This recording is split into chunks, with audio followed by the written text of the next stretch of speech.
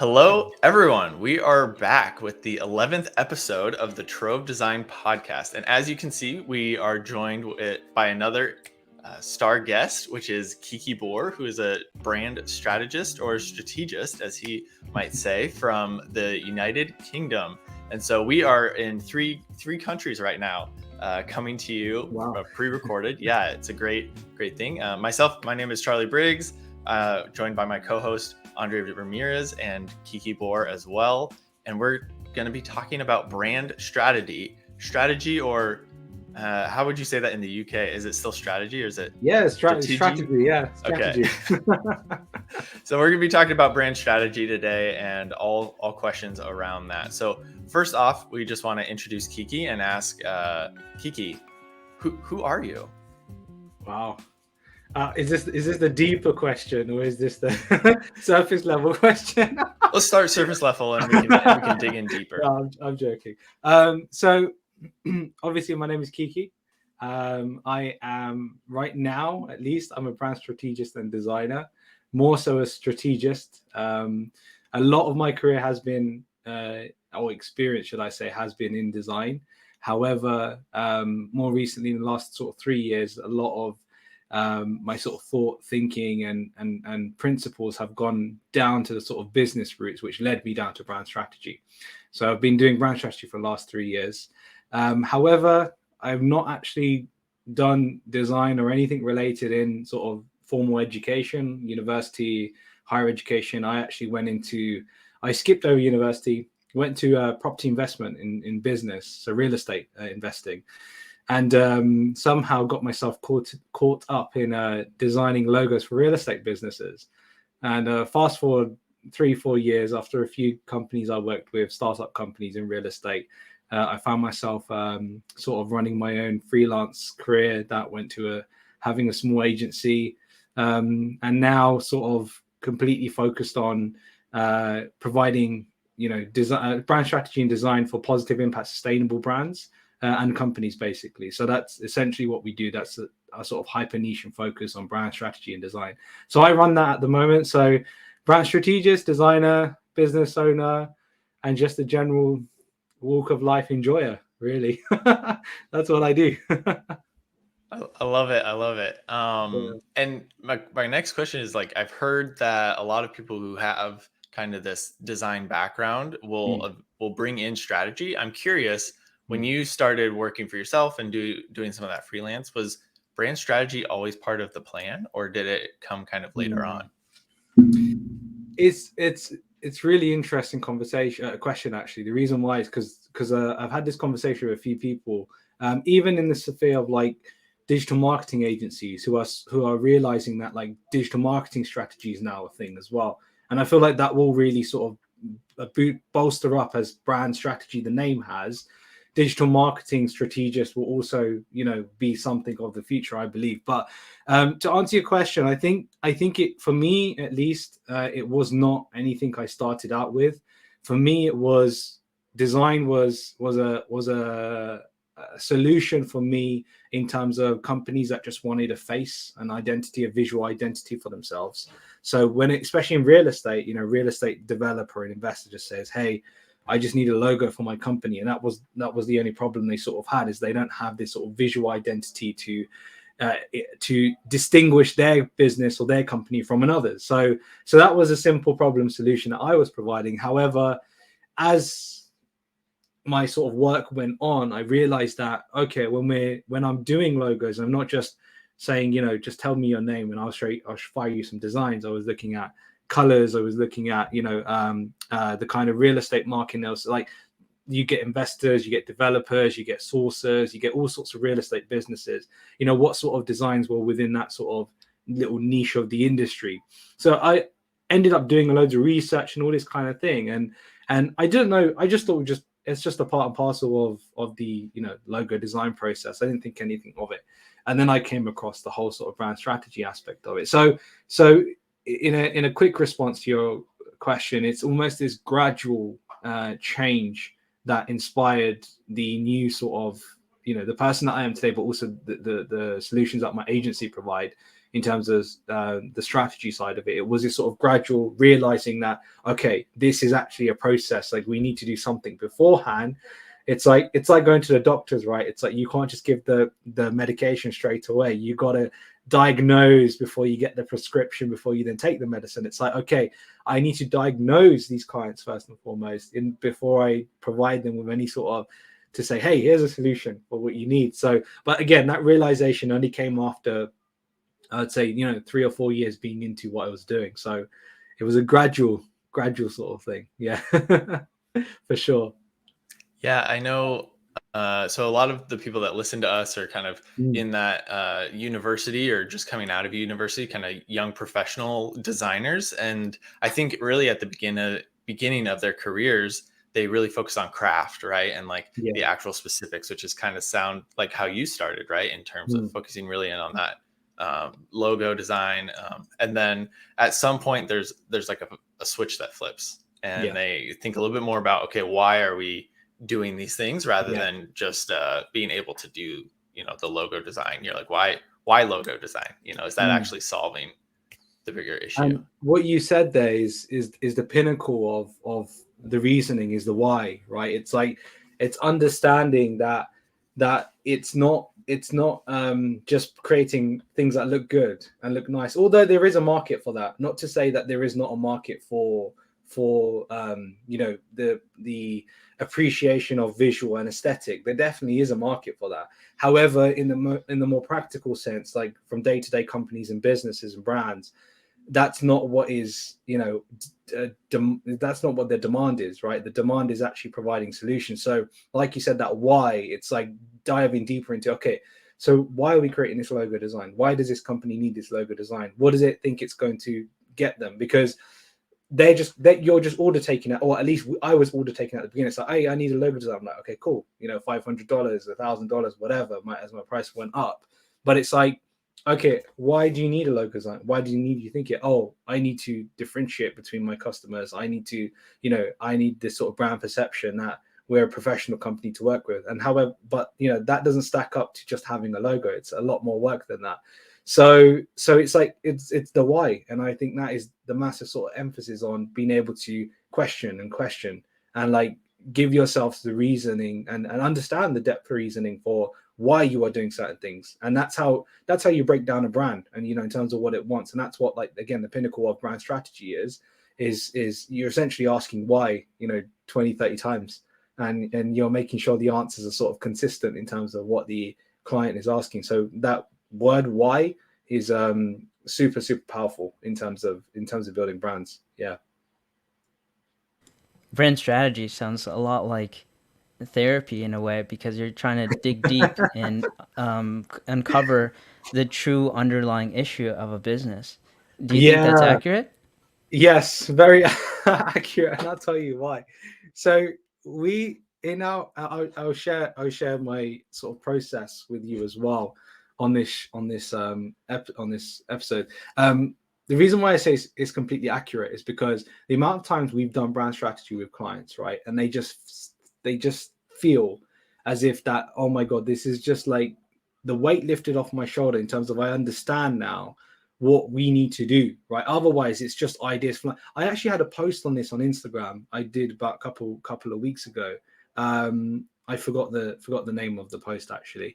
But if you go into my Instagram, actually, I'll tell you the name, because if you want to refer back to it, if you go onto my Instagram and you go onto the cure. So the second post this is called The Cure for Suffering Brands, right? If you go onto this, and essentially this is what it looks like before brand strategies. All these ideas all over your place. Here are the founding members, and here's the team, right?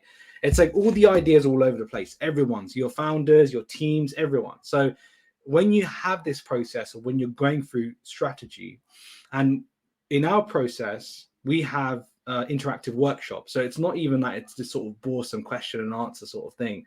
It's you're actually going through activities, and you're not realizing that actually what you're providing in terms of information is in essence breaking down this sort of thing. So that's the part what makes it feel like therapy. It's like therapy is like, when you go somewhere with your problems and they start digging into it, and you're like, oh my God, like this is like, this is this is exactly what I needed.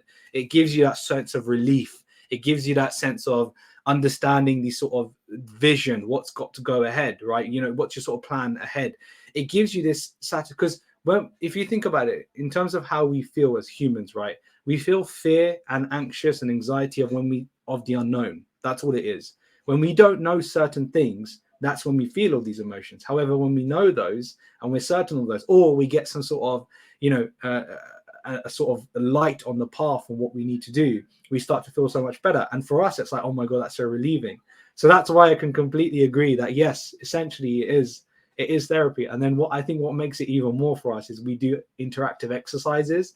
So it's like they're actually doing something, which is, you know, similar to what you would do in therapy, having these sort of exercises. So yes, 100%, definitely. Right depiction. I love that. And we put, for everyone watching, we put Kiki's Instagram handle right here. Please go give him a like and a follow, and check out all the awesome work that he's been doing. I've been seeing some of the carousels he's been posting, and they are great, just walking you through the whole process. And it looks like, I think we saw on the end of that one that people can even maybe personally connect with you and talk a little bit more about that as well. Again, Kiki's located in the UK, but I don't know, are you interested in hearing from people maybe in Canada or in the US where we're from? Definitely. I think the one thing that I do actually is, so I've got this mission of being able to build 1,000 positive impact brands, right? And part of that mission, part of getting to that is actually being able to help where I can as well. Now, I'm not saying I'm the, like, you know, the holy man of the branding world. However, because of the nature of building brands and seeing where certain brands are very, you know, very stripped of cash at the beginning, struggling, there are still things that other people like myself have the power to share in terms of experiences, in terms of free content, in terms of free worksheets and ideas for exercises, right? And that's what I try to do with what I'm providing, especially on my Instagram. It is being able, doesn't matter where you are, whatever country you're in, is my content. I always try to go much deeper than just sort of surface level facts. I try to give things that you can actually take away and utilize. I mean, the very first 2 main pieces of content that I did was this logo test. And essentially it was literally like you can get your logo and you can literally go through the slides, and there's a test of how you can see if your logo is digitally works on digital means, on print means, etc. So it's a sort of test basically that you want to take it through. So practicality is a big thing for me. It's like, what are people going to do once they read this kind of thing? And then the second thing I do as part of that sort of mission driving is I have these sort of 30-minute 3 brand analysis calls. You know, you got 30 minutes with me. We can go through your brand, see what some of your problems are, and I can just give you some pointers. Of course, it's not in terms of a freebie, like I'm going to do the work, but I can at least give you the pointers for you to then go away and work on stuff. So whether it's for a big company who will become one of our clients, or whether it's for a very small, you know, brand just for the sort of direction or inspiration or something from an I wouldn't say expert in the field, but from an experienced person like myself in the field, to just go away and like I had a person yesterday, you know, talking about their brand and what the products that they're focusing on. You know, we essentially pivoted the sort of product focus within that 30-minute call. Now, obviously, for a client or something, if we were to do that work, we'd be charging a lot. But obviously, as they're doing the work, we're not doing the work. It's a very small business. They needed a better focus, but it's just about sometimes having that conversation with an individual. And I'm available for anyone around the world to be able to even help on that instance. And it keeps me sharp, you know. So it's like it tests me. So it's not that I'm just obviously there's always I'm not saying I'm just doing this completely selflessly, but for me, it's like it keeps me on the ball. It's like it's my way of not. Like, I don't want to work with every single client and I've got my specific niche with sustainable brands and positive impact brands. And even that I'm trying to sort of filter down a bit more. So it's a bit more focused, but it's like, it's my way of being able to at least test my mind on different industries without having to actually work in it. It's like, I can still provide you with solutions and still sort of give you some sort of, you know, free small little consultation or analysis, I would say. Consultations a bit more deeper, but yeah, so that's my way of helping and anywhere around the world. Yeah, that sounds great. And I love that you said kind of, I mean, giving some of those feedback or consulting help. In a couple episodes ago, episode 9, we talked with Gold Sheep Design, and they talked about how it was really important to have someone that is maybe a little Yeah. bit more experienced than you that you can go to Mm. and receive some of that feedback with. And so even in like those 30-minute calls that you're doing, if somebody Mm. can come to you and get a little bit of feedback and get some advice on that side or Yeah. mentorship, that is Yeah. just so helpful in the field. I know. So that's Yeah. awesome that you're doing that. And it sounds Yeah. like it's also keeping you sharp as well. Yeah. Exactly. Love it. Definitely. Definitely. So Kiki, you said Yeah. in our green room that you had something to share with us. Yes, I we did. ready I did for that? indeed. We are ready for that. If you Okay. share the Let's see. screen. Okay, I'll do that. Cool. I'll just get it up on mine as well. Oh, it's getting a little meta here. It is. Oh, wow. Wow, look at that. Not only is the viewers getting valuable information here, but they also got a little demonstration of digital art.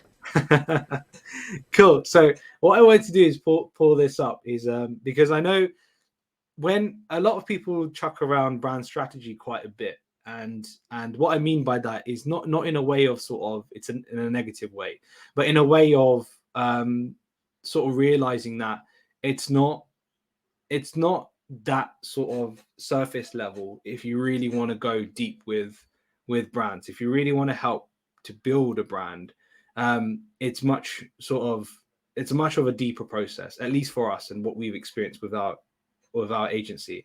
I know some companies will do a brand strategy within a day or within a couple of hours, but our strategy process is actually around 4 days. And so I'm not saying like a whole day. You can see an example time schedule here from like 8 a.m. to 9:30, so about 90 minutes maximum. So you're looking at least 5-6 hours of work basically in a strategy. And this is a sort of workshop setup style. I think I've got like a example picture here, what it looks like.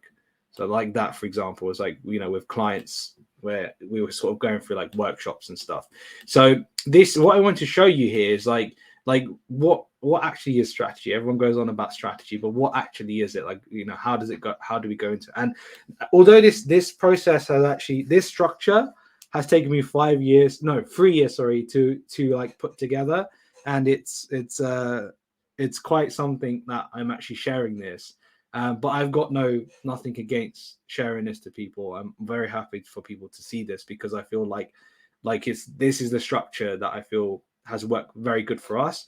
And doesn't matter if there is anybody else that wants to take from this, you're going to find your own process. So if you're a brand strategist yourself, I'd recommend you look at other people's. And this is just a collation of me learning from loads of different people. So it's not that I've come up with this all 100%. Some of this stuff I have, but not all of it within myself. So it's not all just my brain.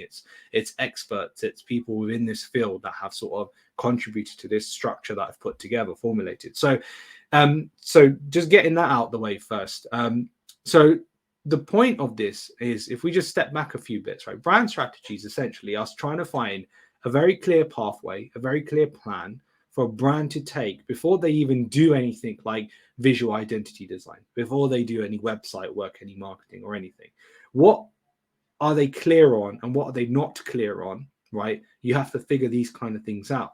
And of course, you have to break and structure those down, because you can ask 100 questions, but what are those 100 questions going to be worth, if anything, if they're literally just going to be scattered all over the place? So day one for us is the first sort of day.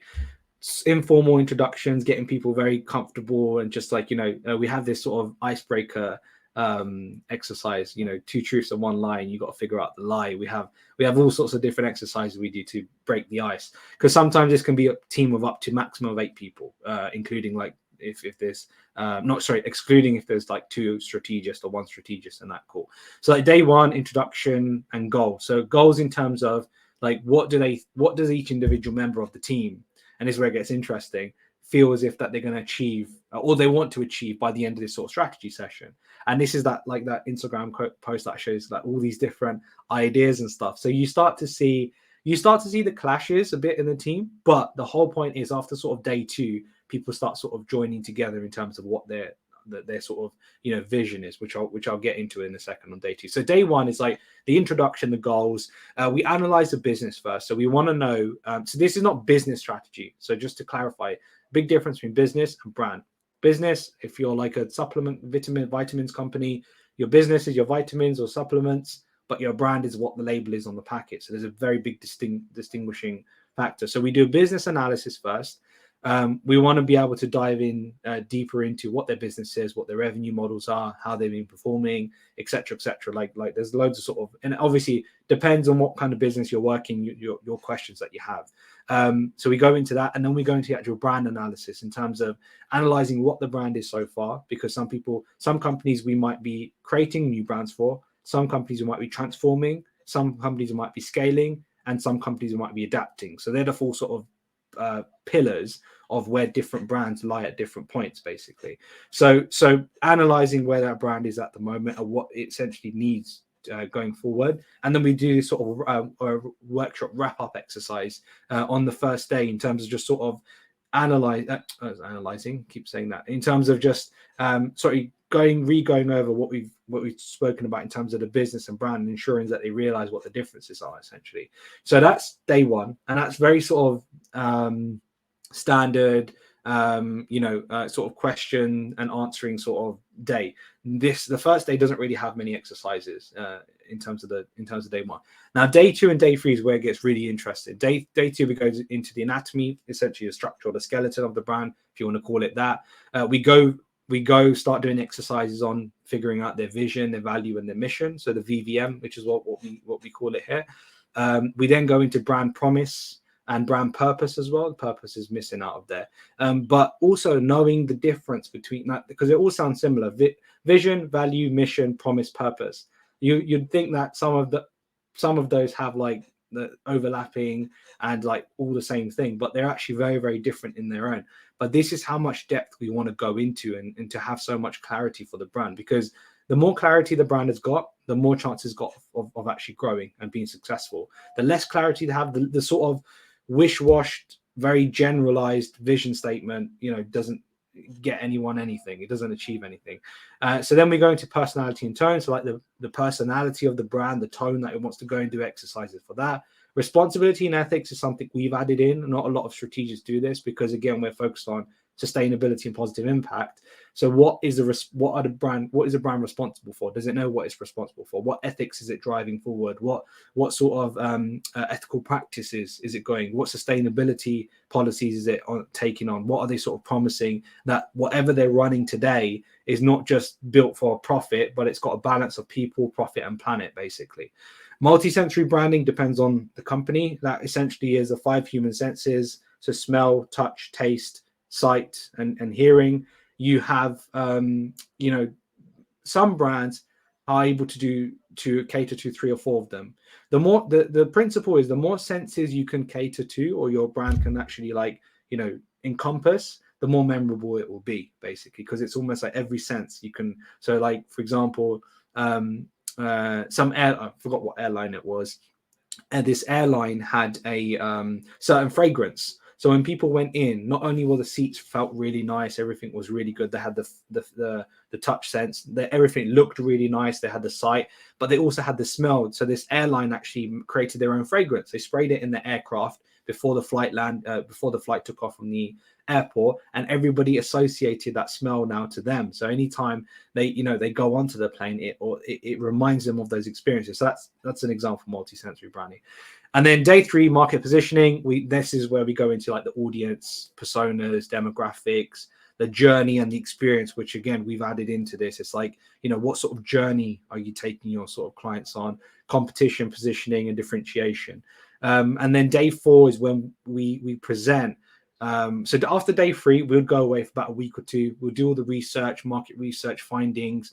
We'll sort of finalize everything in terms of all the exercises, make sense of it all. That's our job as a strategist. If anything, the client has the hard part of the work in day 1, 2, and 3, because they're doing the exercises. We're just facilitating the workshop. But from day 3 onwards is where our hard work begins. It's like we have to figure this stuff out now. And then the day 4 is actually we go present what our findings were, what the research said, what we think we should go with, even finalizing things like vision statements, promise statements, everything essentially. So essentially leading to the conclusion and then the action steps. And obviously action steps will include the next thing, like the actual, then we'll go on to things like the visual identity design. So the branding identity, so the logo, website, and any sort of collateral marketing design, basically.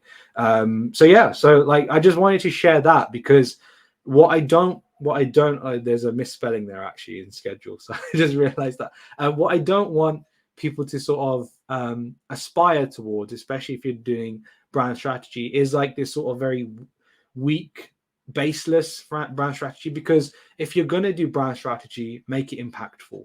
Otherwise it's completely pointless. It's a waste of your time, it's a waste of the client's time and money, right? It's like, if you're going to do strategy, it has to deliver on something, it has to go towards something.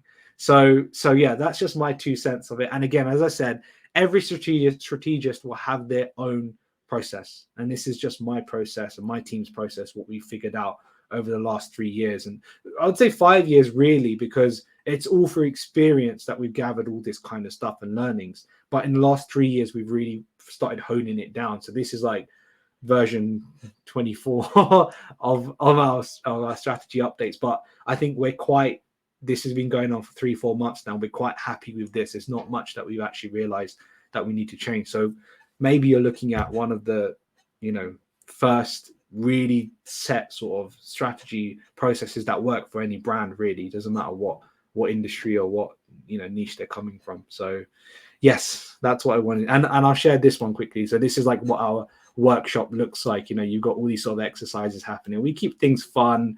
We don't bore. Like, brand strategy sounds so boring.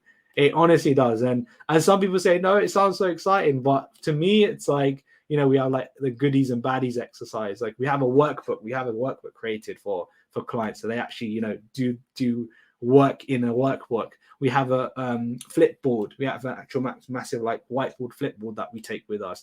We have an into the mic exercise. So the 3 exercises we do flipboard exercise, into the mic, and the workbook. So the workbook is in the actual workbook, so they're most probably drawing or writing or doing something in the workbook. Into the mic is they're just free flow speaking. They're just like speaking their heart out and then just diving deeper. And the flipboard is obviously on a chart. So we have sticky notes or post-its or whiteboard markers, etc.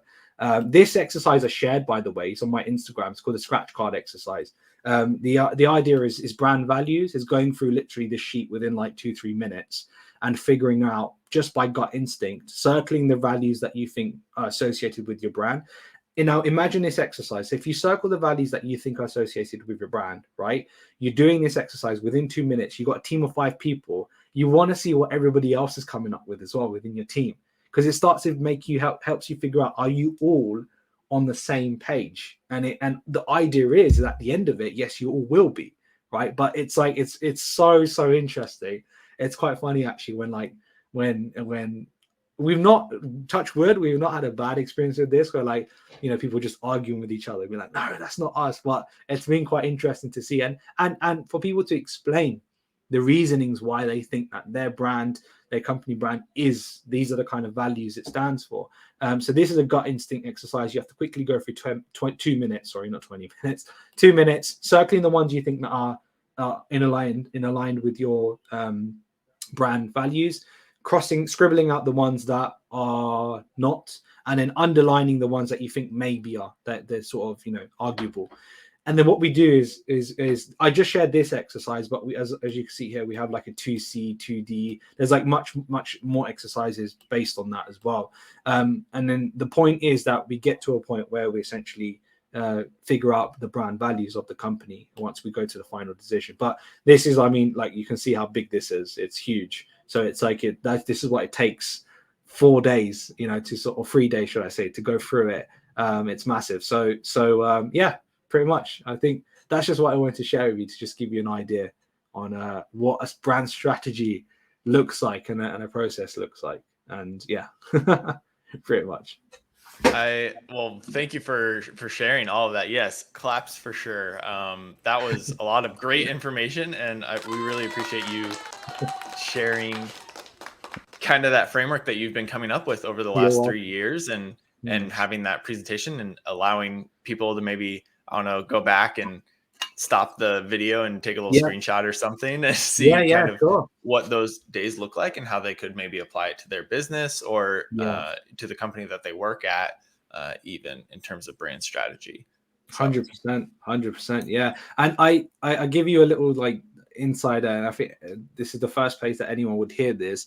I am dropping like my strategy exercises through my content. So I'm not hiding them away. It's information is never the gold. It's application, right? So I've got no sort of concern if anybody sees whatever. If anything, I would love for people to see it because they can see the value that this sort of process has, so it's like it's I feel like we're in a stage now where in the next 5 to 10 years you will know who the real sort of brand strategists and brand developers are, essentially, right? And I feel like it's not a bad thing. It's a good thing, because I feel like brands have a big part to play now in the next generation, at least in our generation. So the last end of the millennials, the Gen Zs, brands are huge. We associate everything with brands. Now you look around your room, more than half of the stuff will most probably be because of a brand you've bought something. So to say that, we can't have a sort of I don't want to say in a way that makes it seem like the whole industry is full of people that don't know what they're doing, but we can't have a group of people or a massive scale of people that are not invested in really doing and really helping brands as much as they can. So my support is always that if you want to be a strategist, do it properly, do it right, and do it in depth, so you actually make an impact. And here are the ways to do it. Like it's not a secret. It's just, it might be a bit of a fast track because I'm the one who's put in 5 years of work to understand all of this. And so not just me and my team, I went in 5 years of work to understand all of this. However, at the same time, it's like, you need that experience to be able to execute on these things as well. So it's not a fear of, being able to, information, as I say, information isn't the goal. It's what to do with that and how to make it applicable. So I will be sharing pretty much most of these exercises through my Instagram and TikTok as well. So I'm preparing content for that. So yeah, the TikTok's the same handle, by the way, Kiki. Everywhere I'm Kiki Bhaur, so it doesn't matter where. So yeah, so that's just the first little golden nugget there. That keep an eye on my content, and you will see all the exercises, all of them. Promise you. Yeah. As we get towards the end of this interview and in this video podcast episode, I was going to ask you, but you kind of preempted my question of just like, what should young designers be looking at if they want to start doing strategy? And I think you answered it really well in terms of looking at actually doing strategy the right way, in terms of some of these exercises, maybe looking at that schedule that you did of day 1 through 4, and then obviously looking at the content that you've been producing, because you're giving these exercises away for free, which is crazy. And so, being able to follow that. But Andres, I didn't know if you had a final question for Kiki, and then Kiki, if you want to give any final piece of advice afterwards, we'd love to hear from that as well. So Andres, do you have anything? Yeah, as we're heading towards the end of this episode, Kiki, I have probably 5 to 10 questions to ask you after your presentation now. And just to cut it down is, for small businesses out there, and they're looking to get to the next level, right? They've been in business maybe two years, let's say. Yeah. Do you think they can do brand strategy on their own? Good question. So you see, small businesses, right? The reason why, and funny enough, I literally posted about this yesterday. So the latest post that I've got is sort of to do with this on Instagram and LinkedIn. So with small businesses, right, especially when you're starting out, my advice is always focus on your business first, as opposed to too much on your brand, right? You don't need to go so deep into your brand strategy, because if you say to me, Kiki, I'm just starting out my business, that for me is just full stop. You're just starting out your business, so start out your business. So take a year, take 2 years, figure out what product or service you want to provide, figure out if there is demand. You don't need the best brand or a brand strategy for a product that is going to, you know, pop off. A product will pop off regardless. There's all sorts of, like in UK, I don't know if you had these sort of fidget spinners. They're like these sort of spinning things. Like, just, there was no brand, right? It's just a product. You know, these are TikTok things that just go viral or something. So, and that's, I'm not saying that's for every business, because some are service based, and I feel like some service based companies do need brands from get go. But usually, a lot of the times, those are big service based companies. They've raised money, so they have the money to do brand strategy and stuff. But when you're talking about small businesses from the get go, focus on your business first. Don't get, you know, waddled up in thinking, oh, I need the best strategy, I need the best visual identity design. It does not make any difference, in my opinion, right? So the question, the answer to your question is really not really can they do brand strategy themselves, is they shouldn't really be looking too much at doing brand strategy. Now, if for example 2 years after, they're now starting to make a bit more money, etc., now they are ready for some sort of strategy process, there are elements of strategy they can do, right? Like these exercises that the brand values exercise, you can see, you can download it. It's on my website. It's free to download the sheet. You can do that yourself, right? You can do these elements, but like if again, it's like, you know, not the doctor analogy, but like I don't know what analogy to bring up here, but if I say it like this, the person who has, or the individual, the strategist who has the experience to be able to tie everything together, right? It's very difficult to do that for a brand successfully, right? Enough that it's impactful. And I think that's where it becomes a bit tricky, because then strategists aren't also the cheapest people, right? They're not cheap to get. However, I feel like you can get by with having certain points of strategy that you can do yourself, like knowing what your VVM, your vision, values, and mission. Again, I've posted about that already, right? I'm not trying to say, you know, do strategy yourself, just see my content. But honestly, literally, look at my content. It's like things are there already for people to just pick up and do themselves, right? It's a matter of you sitting down with yourself and asking yourself the honest questions. So it's that what people don't want to do.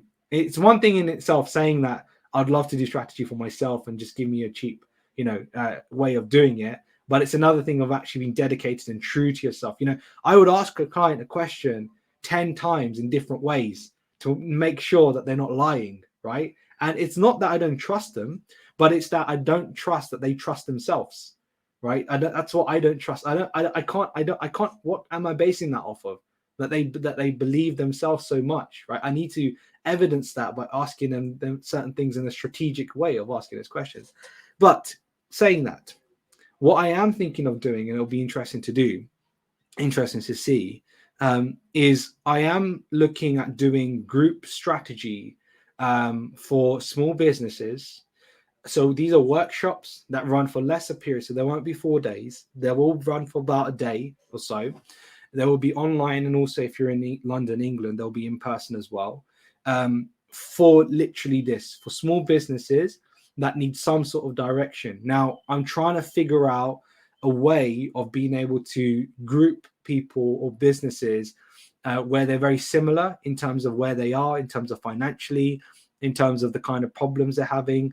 It's not the easiest thing to sort of do, but I'm not saying that I'm far away from it. I think it's quite a possible thing to do. So making brand strategy more accessible, I think, is quite a big problem at the moment.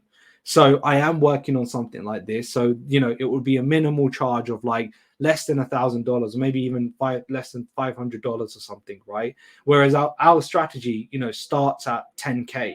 You know, that's a huge difference, right? But the difference is that this is not your full out strategy that you would get for 10K. It's what you need right now, right? It's like, so that's why, I mean, it's very, I need to come up with this process where I can figure out what, if there's a sort of, you know, a group of businesses that need the similar thing, then we do strategy that's just focused on those sort of things, which I feel, okay, I've assessed them enough to know these are the main important things I need to get them from year 1 to year 3, right? Or year 1 to year 2, whatever. So I am starting to think about that now, and I'm working on something, but I don't really like talking too much about things before I've done them. So it's like, you know, I want to make sure that there is something viable there. But again, it's the first time you're hearing it here, but literally because of that question you asked is what made me sort of think that, because I get so many people contacting me, and I understand that businesses don't have the financial capital, especially at the beginning of 10k 15k of paying those sort of things prices. It's all right for bigger companies, no worries, that's no problem, they don't blink an eye. However, and we've seen brands from the beginning that have gone from zero to like amazing amounts. So how do they get the right sort of help? So in my perspective, it's like I'm trying to do this positive impact as much as I can. So this is what I'm thinking about. So 2-part answer to that question. Thank you so much. It looks like Charles has a follow-up question, yeah, go for it. I was just going to say thank you for the teaser. And if you're watching this and you made it to the end of the video, congratulations. And let us know in the comments if this is something that you'd be interested in, maybe what some of those groups could look like. So that way we can pass on that information to Kiki and his team over there. Yeah, definitely. I mean, if we get some insights from your audiences and stuff, then I mean, again, I haven't even started that part. I just know from the top of my head that it's something that might be popular. So yeah, let us know. I love it. Okay, I'm gonna hand it back over to you, Andres. Awesome. Well, again, thank you so much, Kiki, for agreeing to be on our podcast, and Charles, always thank you for being such a good co-host here. And I've really enjoyed this conversation. Yeah, it's been awesome, and I love that you have a kind of a big scary goal that you're wanting to achieve with small business, and I think that's a huge need. And that's one of the reasons why I asked you, because I see that with brand strategy and small businesses, there is a bit of a disconnect, and it's when does a small business know that they need to step it up in a way in terms of their brand strategy and stuff like that. And the other part too is that I liked the reasons why you ask so many different questions. Not that you ask the client if you don't trust them or not. It's mainly it's a consistent answer. Do they trust themselves with their answers? And I absolutely love that. It actually still reminds me of the therapy analogy, because I think that's what therapists do. They will ask you the same questions in various different ways, and are you consistent in answering that? So it's like, how do you feel? How does that make you feel? And stuff like that. Anyways, yeah, you got me thinking. Yeah, got me pondering a lot over here. So I think that's it.